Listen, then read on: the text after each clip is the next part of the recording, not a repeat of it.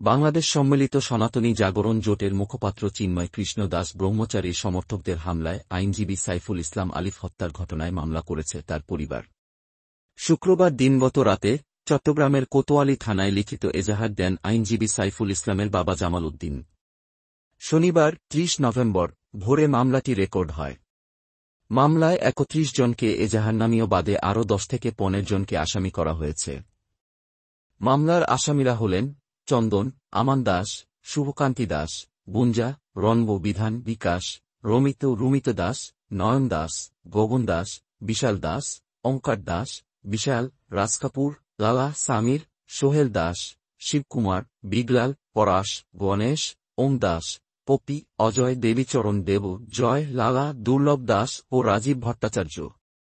এর মধ্যে শুভকান্তি দাসের বাড়ি চট্টগ্রামের পটিয়ায়।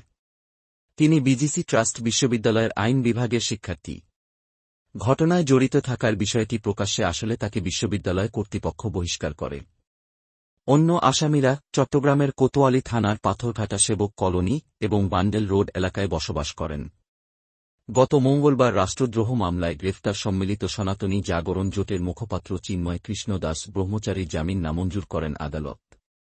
ওই দিন কর্মস্থল আদালত পাড়া থেকে বাসায় ফেরার পথে আইনজীবী সাইফুল ইসলাম আলিফকে কুপিয়ে ও পিটিয়ে হত্যা করেন চিন্ময় অনুসারীরা।